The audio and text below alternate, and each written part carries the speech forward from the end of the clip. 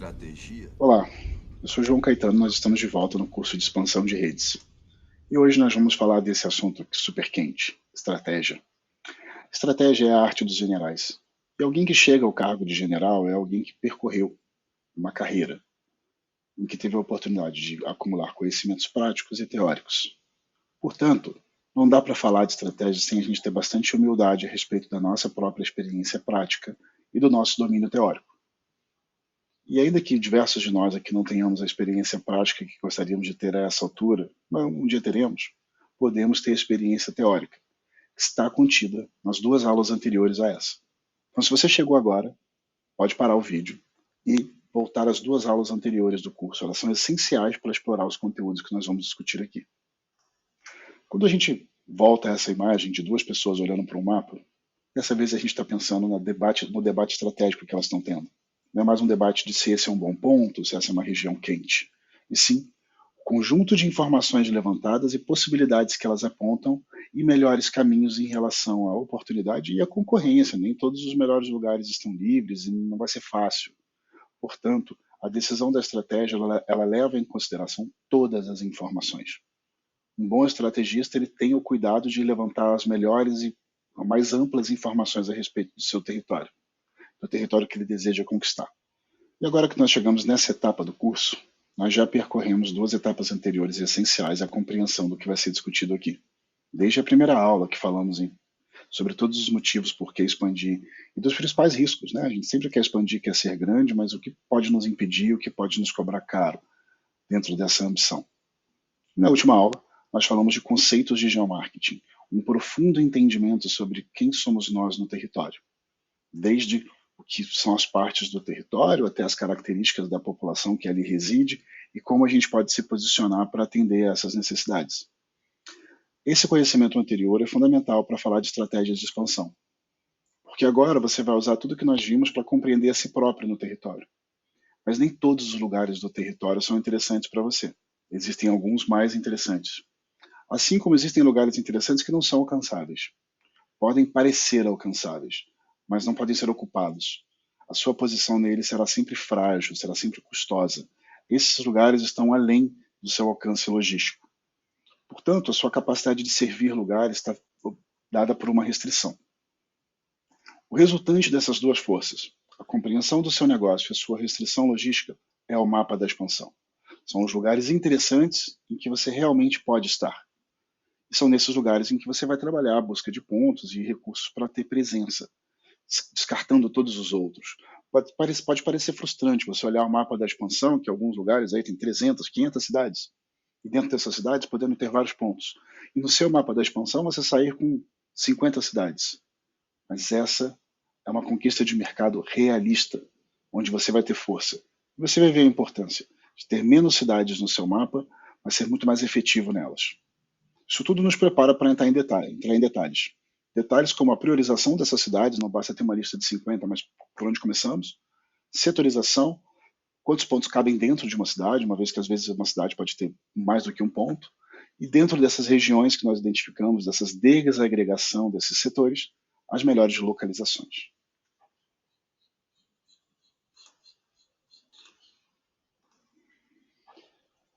E antes da gente embarcar no curso, eu vou demonstrar para vocês aqui nesse próximo vídeo uma história de o quanto a estratégia sobre a geografia e a estratégia foram fundamentais num episódio chave da Segunda Guerra, que foi a Batalha de Londres, que foram os momentos em que a própria Inglaterra se encontrava ainda isolada na defesa de seus interesses sem o apoio de outras nações como os Estados Unidos. Nesse momento, o acesso a informações era chave. Havia um lugar, que era um bunker, e dentro desse bunker havia outro bunker, que guardava um recurso precioso, um mapa. Esse bunker dentro de um bunker se chamava sala de mapas. E dentro dessa sala de mapas haviam salas anteriores, antessalas, em que eram salas de filtragem da informação. Chegavam informações sobre episódios, eles eram filtrados, verificados e aí sim levados para a principal sala de mapas. Com as informações reunidas sobre o mapa, as decisões mais importantes eram tomadas. Esse cuidado com as informações, esse cuidado com o processo de decisão foi decisivo para a vitória dos aliados na Segunda Guerra. E pode ser decisivo para a sua vitória também em seus objetivos mais desafiadores, desde que você saiba trabalhar com eles.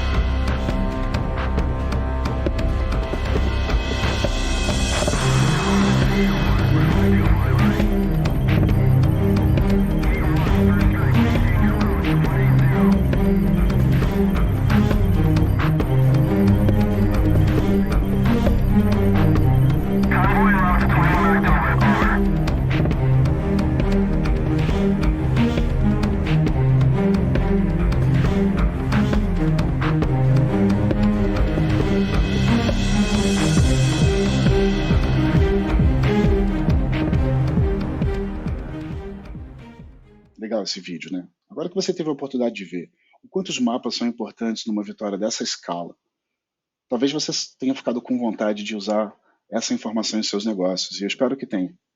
Porque o que você vai perceber é que não existe uma rede de varejo. Existe a rede da empresa X, a rede da empresa Y. Todas essas redes são lojas amparadas em mercados, que atendem mercados. Esquece um pouco as redes, deixa elas na prateleira. Essas redes estão em mercados. O que são esses mercados? Cidades, vilas, localidades, regiões, pontos do território que reúnem população. População pequena, população grande. Teoria do lugar central. As cidades estão organizadas em redes. Nenhuma cidade é uma ilha, as cidades não são autossuficientes. Elas se equilibram em necessidades, sendo que algumas cidades têm um papel mais importante em abastecer suas cidades vizinhas. São os lugares de primeira ordem, os lugares centrais. Tem uma hierarquia superior, quase que militar, até mais forte que a militar às vezes, porque ela é inquestionável. Essa hierarquia se distribui numa rede. E essa rede hierárquica é onde as grandes redes varejistas vão se apoiar. A sua rede é tão grande quanto a rede de cidades. A sua rede é tão ampla quanto a rede de cidades. Não existe uma loja no meio do mato.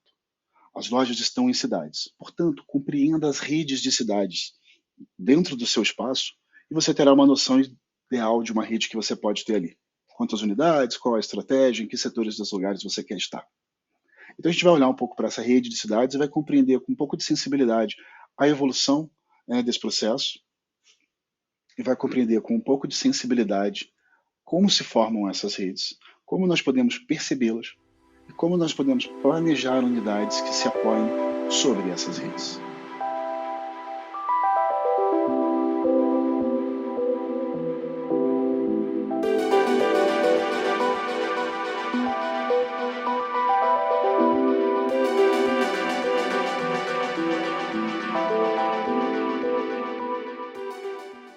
Uma rede só pode se apoiar sobre a rede de cidades ou nas redes intraurbanas, que também acontece. Você tem o centro da cidade, você tem bairros, você tem setores numa cidade que funcionam da mesma forma que as redes de cidades. Vai depender da escala do seu negócio. Você tem um shopping center, você provavelmente está na escala da cidade. Você tem uma farmácia, você está na escala dos bairros. Portanto, o seu negócio só é uma rede na medida que existe uma rede de relações espaciais entre certos núcleos. Compreenda esses núcleos e você terá a visão total do potencial que esses lugares te oferecem. Como você vai entender se o seu negócio está numa escala municipal, numa escala de bairro, numa escala de setores e zonas? A resposta para você se conhecer está na sua área de influência. O tamanho da sua área de influência, o grau de impacto que você tem numa cidade, a sua atratividade. Negócios com atratividade imensa podem atravessar cidades e aglomerar municípios em torno de si. Podem atravessar cidades e abraçar municípios em torno de si. Negócios menores, do dia a dia, vão ter uma escala pequena e vão poder estar presentes em vários pontos de uma mesma cidade, porque nessa escala eles não se sobrepõem, eles se integram e você forma uma rede de negócios muito forte, apoiada na própria rede de nós geográficos que uma cidade possui. Esse entendimento da área de influência vai ser fundamental para você saber quantas unidades você pode ter num lugar e em qual rede de geografias você vai se apoiar. No início dessa aula, vocês me ouviram usando essa expressão, restrição logística. Uma expressão um pouco nova. Quando a gente fala de logística, a gente pensa em supply chain, delivery, alcance. No entanto, eu estou dizendo que a logística ela é mais restrita do que você imagina. E os erros logísticos são erros que foram cometidos pelas maiores potências militares, pelos maiores generais. Esse é um erro de cálculo da maior escala. Não é fácil acertar nisso. Por isso que é tão importante entender as consequências de você avançar para além da sua capacidade de suprir um mercado. Suprir não é só ter uma loja, fincar uma bandeira e estar lá eventualmente, mas é ter presença consistente nesse mercado. E vocês vão ver ao longo aqui de 3 filmes que eu preparei para vocês, grandes nações, grandes potências militares que perderam porque não consideraram, não levaram em consideração os limites de sua restrição logística. E mesmo sendo tão poderosas, fracassaram. Se esse tipo de erro derruba uma potência militar, ele devasta negócios. Ele é impiedoso. E assim como nós ensinamos aqui em geomarketing, praticamos o uso da geografia a nosso favor, nesse episódio nós vamos falar de evitar que a geografia se volte contra você. Observe as consequências de quem não soube respeitar isso. Então, em 1812, nós tivemos ali a confederação de tropas, né, da Europa continental invadindo a Rússia, um país proporcionalmente muito mais fraco, mas que soube usar a sua geografia a seu favor e impôs uma dura derrota às tropas napoleônicas reunidas. Essas tropas tiveram que enfrentar frio, fome, a uma grande distância de suas linhas de suprimento, o que resultou em combates pouco importantes para o resultado da guerra, porque as próprias tropas estavam completamente debilitadas. E nessas ocasiões elas eram facilmente vencidas, levando o grande imperador Napoleão à sua principal derrota militar.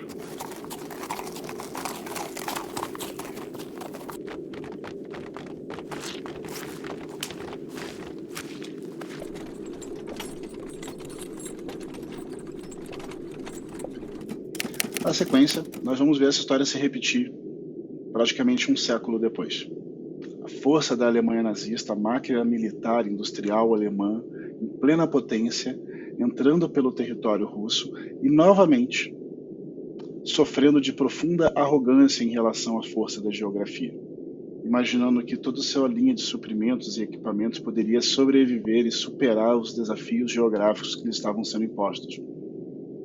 Foi insuficiente, marcando ali um ponto de inflexão na Segunda Guerra, em que a grande derrota vivida pelos exércitos alemães deu tanto força no fronte oriental, quanto espaço e fôlego para que as demais tropas do outro lado da Europa, dos aliados, pudessem desembarcar e ter capacidade de pressionar a situação defensiva que a Alemanha tinha criado. Notem o quanto, em dois momentos da história, imaginou-se que era possível superar a geografia.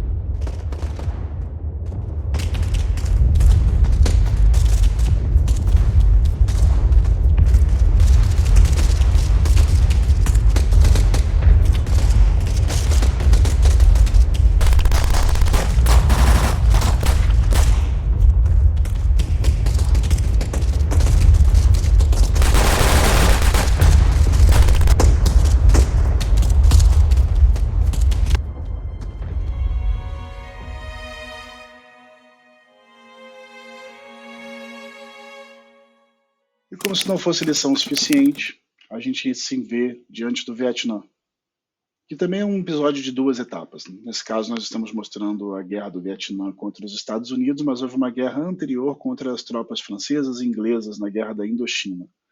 Em todos os casos, os desafios de estar tão longe de suas linhas de suprimento e todos os equipamentos modernos eram insuficientes para sustentar uma guerra nesse território. Quem não compreende a geografia não tem condições de respeitá-la. Mas quem compreende saberá tirar da geografia o bom proveito e saberá poupar-se das situações em que ela pode ser sua adversária.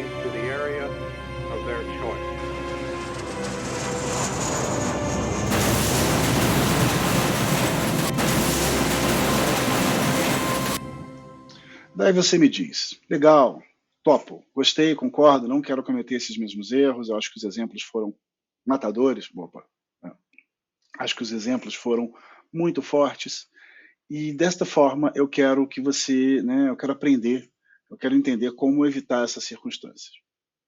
Uma linha logística, ela vai seguir uma série de etapas.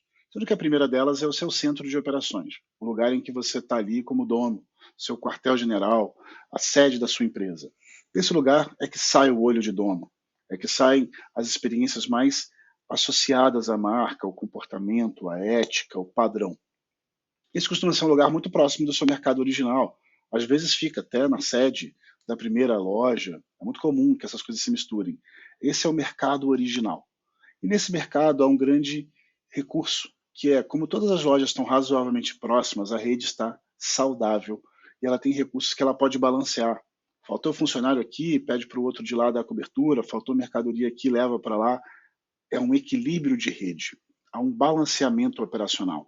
Todas as lojas se ajudam e é fácil para elas se ajudarem, porque muitas vezes até um percurso a pé que você pode transcorrer entre uma loja e outra para buscar um produto, para dar um apoio no intervalo de alguém. Legal, essa é a sede da empresa e a capacidade que as próprias lojas têm de se apoiar. Próximo nível logístico é o que a gente chama de alcance de distribuição. Esse é o seu alcance logístico, ainda não é a sua restrição logística. Mas existe uma questão no varejo muito forte chamada ruptura, que é a falta de mercadoria na loja. Tudo está lá, o funcionário está lá, a loja está lá, o cliente está lá com vontade de comprar e falta o número dele, falta o produto que ele entrou na loja para buscar. Todo o trabalho para fazer aquela venda foi feito e mesmo assim ela não acontece por uma ruptura nos estoques. Portanto, o alcance logístico ele não pode ser muito longo ao ponto que você adie o reabastecimento. O reabastecimento tem que ser frequente. A loja, a cada lista de produtos que é vendida, a sua cadência de vendas tem que ser absorvida pela capacidade de reabastecimento frequente a fim de evitar rupturas. E você tem as suas equipes gerenciais, que muitas vezes viajam, são supervisores, vendedores, gerentes, que podem se deslocar um pouco mais do que uma caminhada, mas eles têm que ter capacidade de visitar essas lojas com frequência também, para conhecer os problemas dos funcionários, os desafios dos clientes, observar os consumidores, entender a dinâmica. Não negligencie isso. Essa é uma visão avançada do olho de dono, que é tão importante ali próximo do centro das operações, mas que deve ser esticada, que deve ter aumentado o seu alcance. Então, centro das operações e centro de distribuição formam o coração da sua cobertura de mercado. Para além do coração da sua cobertura de mercado, que é abastecer, ter pontos de venda em mercadorias, tem o seu alcance de marca. Em quais lugares os públicos já te conhecem o seu serviço, já conhecem sua marca e entendem o seu diferencial? Se o seu diferencial é uma promoção, se o seu diferencial é um produto, é preço, ou uma combinação dos três, isso deve ser facilmente compreendido pelas pessoas. Esse é o seu alcance de marca. É nesses lugares que a sua comunicação vai. E aqui as pessoas adoram exagerar. Fazem comunicação em mídia de massa, em mídias de grande alcance que custam mais caro, quando sequer tem cobertura de serviços e mercadorias e lojas nesses lugares. Seja eficiente. Concentre sua distribuição, concentre sua operação e seu marketing em alguns lugares, a fim de que não custe tão caro explicar seus diferenciais, até que as pessoas entendam. Porque uma coisa é você fazer campanha, outra é as pessoas absorverem, leva tempo, tem várias estratégias. Essa compreensão leva a um menor custo de vendas, porque os clientes agora têm clara consciência do que você está oferecendo, da sua vantagem, e eles vão te procurar nesse momento.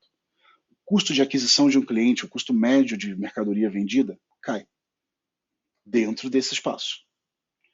Esse é um espaço que a gente imagina que ele deveria ter eficiência operacional.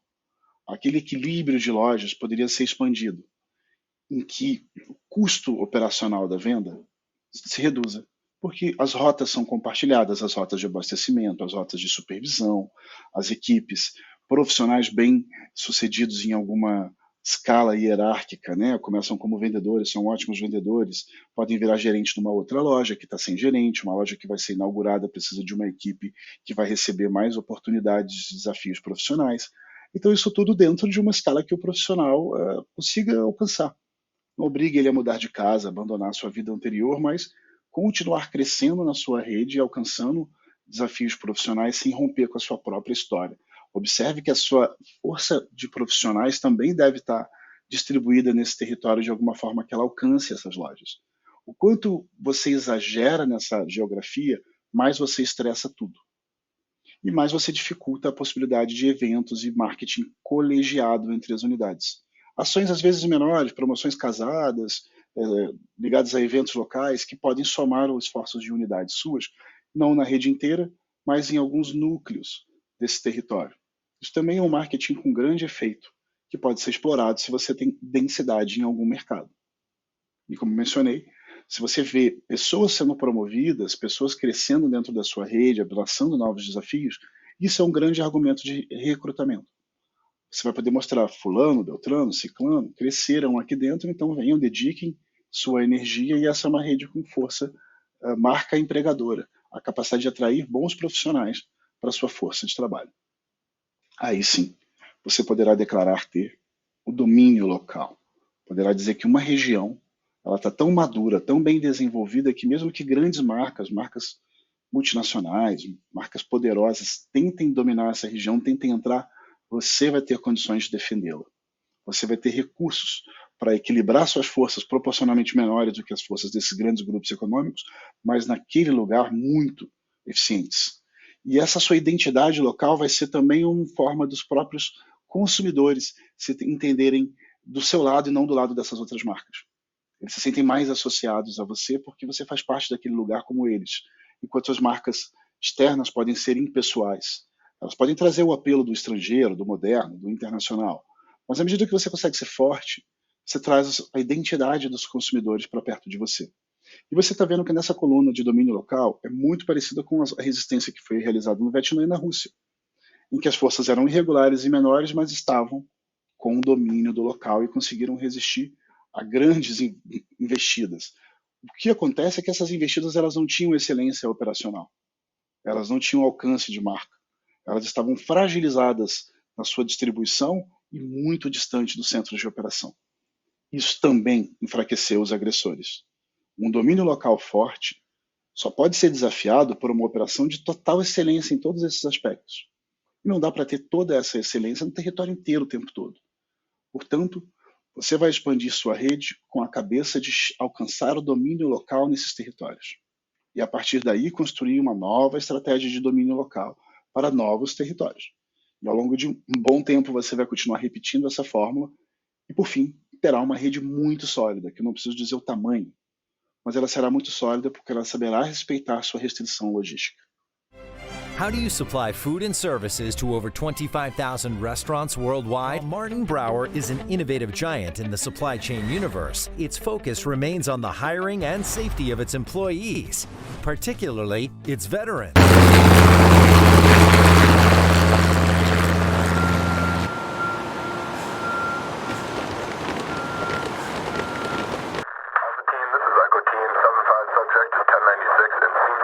I was a logistics officer that supported an infantry battalion. Pretty similar to what I'm doing now here for Martin Brower. Customer focused and committed to innovative solutions throughout the 18 countries in which we operate. This company is the one that will give you the opportunity to show your military experience and, move forward with a career civilian side. Vocês talvez tenham visto esses caminhões rodando pelo Brasil. Praticamente todas as grandes marcas de fast food são abastecidas pela Martin Brower ou por algo equivalente. São empresas de logística de precisão, afinal de contas os produtos são perecíveis. A reposição tem que ser muito mais frequente. Não pode haver ruptura. Tamanha eficiência operacional é trabalho para profissionais, e a Martin Brower tem orgulho de recrutar ex-militares para continuarem seus trabalhos de estratégia e logística na iniciativa privada. Agora, que você sabe bem o que é uma restrição logística e qual é o território em que você pode atuar com eficiência com seus recursos atuais, e o que é construir uma estratégia em cima de redes de cidades, você vai ter uma visão de onde você quer estar, seu objetivo maior, por onde você vai percorrer para alcançar esse objetivo maior sem se fragilizar no caminho, e quais são os lugares mais receptivos para você. Esse é o momento de compreender o seu próprio negócio. Porque só sabendo quem eu sou, eu vou ter condições de entender onde eu serei relevante. E daí a gente remete a aspectos que já foram até explorados em conversas anteriores, que falavam sobre essa matriz. A matriz de valor, capacidade produtiva. Onde você está nessa matriz? Você é distribuidor de um produto caro, que não pode ter sua capacidade produtiva aumentada? Você é distribuidor, vendedor de um produto caro, mas que pode ter sua capacidade produtiva aumentada? Ou é de um produto barato, mas tão fracionado, comprado em tantas versões que ele não pode ter sua capacidade produtiva aumentada, e cabe a você oferecer grandes diversidade de opção. Ou, o caso mais comum, que é onde a maior parte vai estar, na conveniência. Produtos de baixo valor que podem ter sua capacidade produtiva aumentada. Produtos de baixo valor, você não vai percorrer, o consumidor tipicamente não vai percorrer uma grande distância para comprá-lo, ele pode até pagar mais caro para não percorrer distância nenhuma, que é o valor da conveniência. Portanto, se você está no negócio de conveniência, você pode ter muitas unidades, mesmo numa rede de cidades pequena. Se você está no negócio da diversidade, isso já é um pouco diferente.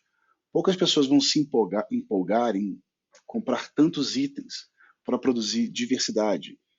Números para pessoas pequenas, para pessoas magras, para pessoas mais gordinhas, homens, mulheres, crianças, cores, estilos. Veja que uma loja de roupa para a família, ela tem um desafio enorme de diversidade. E é por isso que a gente vê essas grandes lojas sendo redes muito capitalizadas, porque elas têm que se preparar para produzir inúmeros itens. E só essa quantidade enorme de itens faz a sua loja ser relevante. É tão difícil construir essa estratégia de oferta de produtos que as poucas empresas que entram nesse segmento são muito dominantes. E aí a gente volta a falar de Renner, Riachuelo, C&A, as grandes marcas. Isso aumenta muito a atratividade dessas marcas. Agora, numa outra visão de negócios, existem os itens raros, que pode ser até uma coisa mais simples. Não precisa ser exatamente uma joia, mas o quanto que um item raro vai aumentar a atratividade. Um item raro é fundamental você compreender uma rede de cidades, porque um item raro vai alcançar a rede de uma forma bastante ampla. Nas ocasiões em que as pessoas que vivem nessas partes da rede decidirem que devem alcançar esse item raro para si, você tem que estar bem localizado, possivelmente no centro, né, da rede de cidades, para facilitar a vida de todo mundo. E condições de compra, mesmo que seja um item de alto valor, como um carro. Carro é a indústria produz muitos carros, mas ainda assim eles custam caro. Portanto, a sua capacidade de atrair clientes para si vai estar ligada a condições de compra. E se você pretende trabalhar carros sem grande margem de negociação, como às vezes acontece com carros usados, em que a margem é muito estreita, o sujeito teve que comprar o carro e tem ali um pequeno espaço de ganho entre o valor de compra e o valor de venda, essas operações são obrigadas a encontrar boas localizações e vão ter que se distribuir em toda a rede. Aqueles que quiserem ter uma posição hierarquicamente superior e oferecerem boas condições de compra, como às vezes acontece com as concessionárias, que recebem produtos da fábrica e às vezes podem produzir campanhas de desconto, essas vão estar na centralidade. Notaram como agora os modelos de negócio conversam com as redes de cidade? E mesmo uma rede de cidades bastante ampla não vai poder te acolher em todos os lugares, porque nem todos os lugares terão características e demanda para a sua oferta. E aí você precisa perguntar para esses lugares, será que a minha estratégia de preço funciona aqui ou ela pode ser mudada? Não ao ponto de me descaracterizar, mas ajustada a esse lugar e aí sim eu poderei pertencer a ele? Meu produto precisa de algum ajuste? É comum a gente mudar sabores de produtos, mudar cores de acordo com um lugar ou outro, e até a forma de promover conforme o perfil das famílias ali. Isso tudo pode ser ajustado, mas não pode ser completamente alterado, senão você se descaracteriza e perde o efeito de rede. Ao analisar os lugares, você vai procurar por algo de muito especial, que são as características ideais para você. Se nesses lugares existem várias pessoas motivadas a comprar, precisando da transformação que o seu produto oferece, e de preferência no estado imediatamente anterior a essa transformação. Vamos supor que a gente tem aqui um negócio que sejam cursos de pós-graduação. Existem jovens motivados a crescer na carreira que estão desejosos de fazer esse curso, mas eles estão 2, 3 anos antes da etapa que podem se matricular no curso. Portanto, existe a motivação, mas eles estão distantes do estado anterior. Precisamos analisar a quantidade de pessoas no estágio imediatamente anterior, para que nos dê a chance de já chegar lá fazendo bons negócios. E a nossa capacidade logística, nossa capacidade de alcançar esse mercado, ela chega forte o suficiente para atender e, quem sabe, superar as expectativas desses consumidores? Se as 3 respostas forem sim, você tem o que nós chamamos de lugar de potência. Lugar em que sua marca terá um ótimo desempenho. Lugar em que você vai construir, você vai investir e vai ter retorno. Lugares que você vai contar a história de sucesso e eles vão ser representativos do potencial que a sua rede tem de crescimento, desde que respeitadas as características. Muito cuidado. a blueprint for building a living thing. And sometimes animals that went extinct millions of years ago, like dinosaurs, left their blueprints behind for us to find. We just had to know where to look.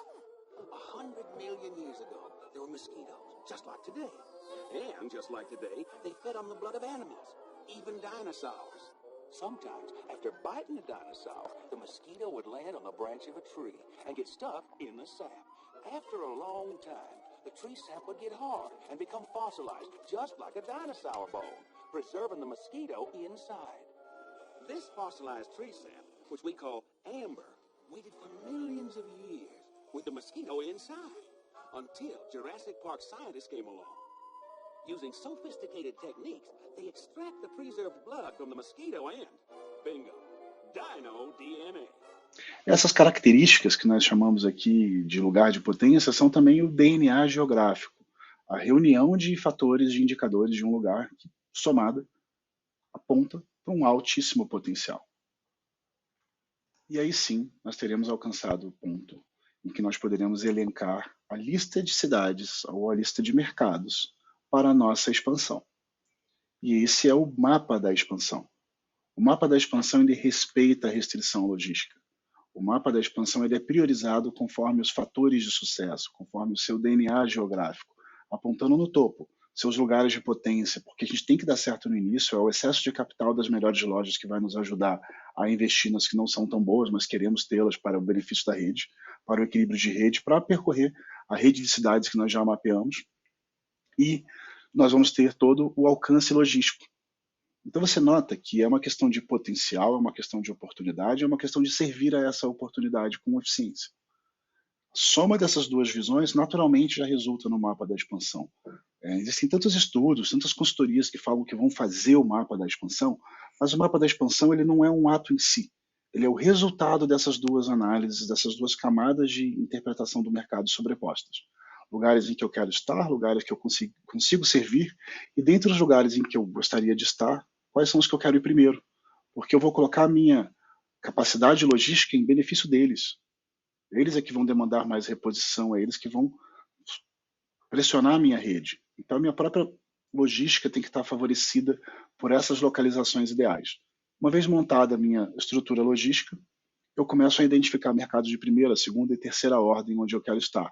E aí a gente começa a fazer todo o esforço de captação de pontos, captação de franqueados, monta um relatório bem detalhado e um plano de ação.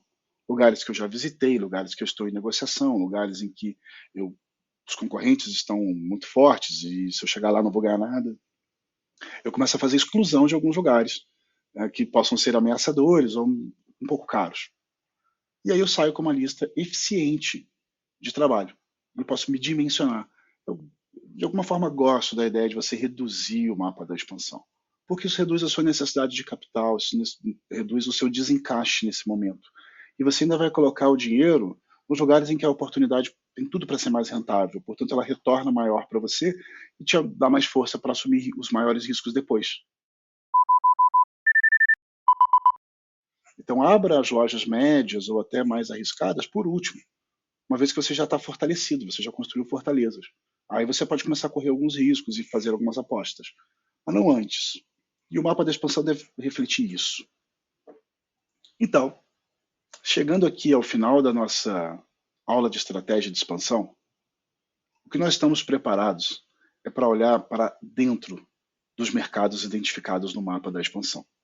Olhar para dentro tem a ver com uma priorização não só de cidades, mas agora de lugares dentro dessas cidades, setorização dessas cidades para montar um equilíbrio local, e aí sim, seleção de localidades. Em quais lugares são os melhores para a gente estar presente? Essa aula, plano de expansão, ela vai ser dividida em duas. Uma com uma visão de priorização de mercados e setorização de cidades, e uma segunda aula sobre seleção de localizações, para a gente ter bastante tempo e muitos exemplos. O curso vai mudar um pouco de característica a partir de agora. Até aqui fui eu, apresentando exemplos, tentando ser o máximo ilustrativo, espero não tê-los entediado, mas agora vai ficar mais legal, porque vão entrar novos personagens. Os consultores independentes, certificados pela MapFly, que vão trazer exemplos reais do dia a dia, exemplos reais de desafios que chegaram para eles e eles resolveram com louvor. resolveram de forma que foram elogiados e receberam vários agradecimentos dos clientes pela precisão, pela confiança. E eles vão abrir esses projetos aqui.